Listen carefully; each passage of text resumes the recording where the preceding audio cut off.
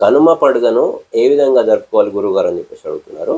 కనుమ పండుగ ఈ 3 రోజుల కన్నా భోగి, సంక్రాంతి, కనుమ కన్నా ప్రత్యేకమైనటువంటిది కనుమ. ఎందుకనంటే కనుమ రోజున ఎక్కడికి ప్రయాణాలు చేయరు.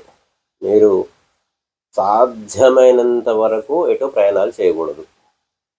మరీ తప్పదు ఎట్టి పరిస్థితుల్లో ఆ రోజు ఎక్కడో మీటింగ్‌కో ఏదైనా అత్యవసరంగా వెళ్ళాలంటే మాత్రం మీ ఇంట్లో ఉన్నటువంటి పెద్దల అనుమతి తీసుకొని వెళ్ళాలి.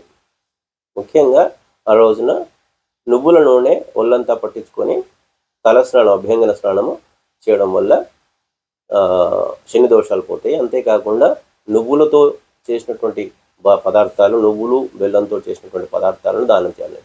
నువ్వుల లడ్డూలు, నువ్వుల ఉండలు అంటారు, నువ్వుల లడ్డూలు అంటారు. ఇవి దానం చేసినట్లయితే శుభప్రదం, శని దోషాలు పోతాయి. ఈ ఇంటిల్లిపాది ఎవ్వరైనా కూడా దీన్ని పాటించవచ్చు. ఈరోజు ప్రయాణాలు చేయవద్దు.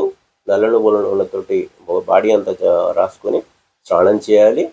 అంతేకాకుండా నల్ల నువ్వుల ఏదైనా నువ్వుల లడ్డూలు కానీ నువ్వులు ప్లస్ బెల్లంతో చేసినటువంటి ఏ పదార్థాలైనా కూడా దానం చేయవచ్చు.